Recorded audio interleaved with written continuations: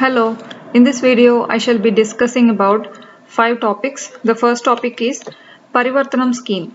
Parivartanam scheme is aimed at improving the livelihoods of fisher folk or fishermen community. This is introduced by the state government of Kerala, especially KSCADC, Kerala State Coastal Areas Development Corporation. So for all the coastal areas that are in Kerala, for the development of fishermen community who live over there, this department or this corporation has come up with Parivartanam scheme. This is an eco-sustainable program. So this is to have a friendly ecosystem along with the betterment of livelihood of fishermen. This is also for socio-economic uplift of this fishermen community, along with eco-friendly kind of techniques for the fishing, and along with socio-economic uplifting of fishermen community who does that job. So this is basically promoting processing, marketing of clean fish and fishing products. So these fishermen would not be having a huge knowledge of how to process or how to make their products good in the market, and to have clean fish marketing and clean fishing products marketing. So as they do not have this range of capacity, this Kerala State Coastal Area Development Corporation would be helping them to have a better fair price for this processing and marketing of clean fish and all. So for example, this will fix a good price for the catch of these fishermen. For the good catch, this will give them fair compensation for the catch they have that for that particular season. So all the catch or fish catch they would have, that all would have a fixed price, so that this fisherman community can fetch profit out of it. So that is called a fair compensation. This is about Parivartanam scheme. The next topic is ACABQ. The full form of ACABQ is Advisory Committee on Administrative and Budgetary Questions. So this is a part of United Nations. This is a subsidiary organ under United Nations General Assembly. So whenever United Nations General Assembly is held, there is a committee, an advisory committee that must answer to the administrative and budgetary questions that are asked in this United Nations General Assembly. So for that particular committee, there is a board for the committee, and recently an Indian is appointed as a board member, and that is Vidisha Maitra. So Vidisha Maitra is appointed as a board member of this Advisory Committee on Administrative and Budgetary Questions. Thus, this is in the news recently. The appointment or the members intake is based on geographical representation. So based on the area, based on all the member countries percentage of presence in this General Assembly, this membership of advisory committee follows that, and based on the qualification of that particular member and based on their experience. So considering all these criteria, the members of this particular committee are selected. This advisory committee will have around 16 members. So they will be talking about funds, how well this United Nations is getting funds and how well they are being dispersed for various things and all, apart from just answering the administrative and budgetary questions that rise in the General Assembly. So the news is about having an Indian in this board, that is Vidisha Maitra. So this is about ACABQ. The third topic is Uttarakhand Divas or Uttarakhand Day, the state day of Uttarakhand. This is celebrated on November 9th. This is the state foundation day of Uttarakhand.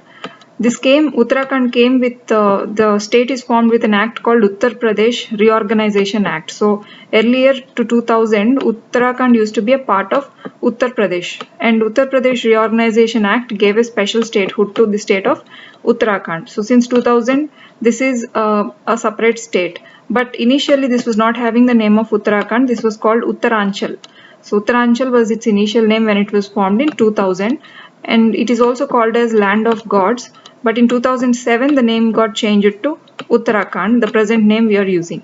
The capital of Uttarakhand is Dehradun, but the High Court is located at Nainital. So both of these are in Uttarakhand. The main rivers that flow through Uttarakhand are Ganga, Yamuna, Kali and Tons. So these are the main rivers that flow through Uttarakhand. The next topic is Ministry of PSW. This is a new ministry, a recently renamed Ministry of Shipping. So we used to have a ministry for shipping. So this is called Ministry of Shipping. But recently our Prime Minister have announced that this name they are going to change, or they have already changed it to Ministry of Ports, Shipping and Waterways, that is PSW. So it's no more just a Ministry of Shipping, but it's a Ministry of Ports, Shipping and Waterways. This is the new name we are supposed to use from now on. And this is the apex body for all these functions that are mentioned. Apex body for looking after ports, for shipping, and for all the national waterways, inland waterways. So this is the topmost body for looking after all of this business.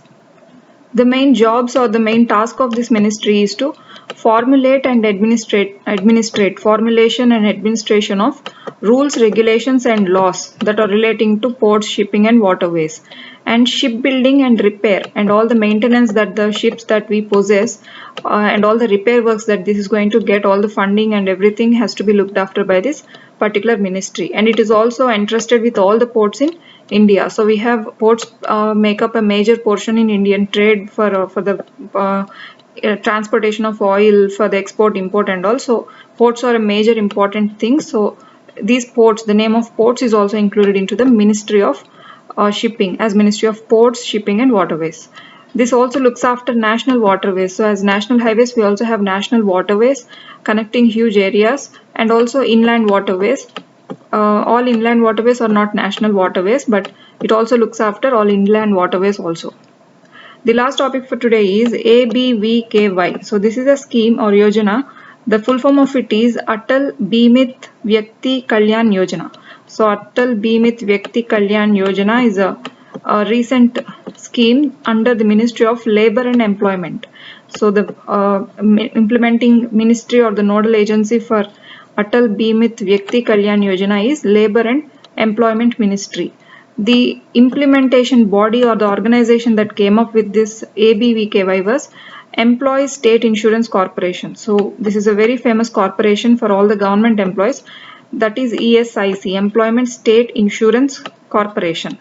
This is basically the main agenda of it is whenever a person is rendered unemployed, so by any reason, who is already an employee but he is out of some ill or bad reasons, if he is rendered unemployed suddenly, as he goes out cashless, they are going to give him some cash compensation for the unemployment he had to face due to unforeseen incidents or unforeseen accidental things. So this cash compensation will be given by ESIC through Atal Bimit Vyakti Kalyan Yojana. So this is to help the unemployed that used to be unemployed under this Employees State Insurance Corporation.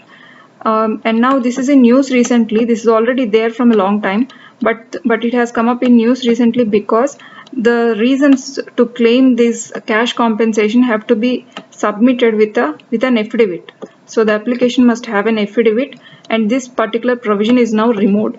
So the person need not apply for this cash compensation under the scheme through an affidavit. He just needs to give an application, and he doesn't need to fill an affidavit. So this is the recent change in this particular Yojana. So this is in news. So these are all the 5 topics for today, and thank you.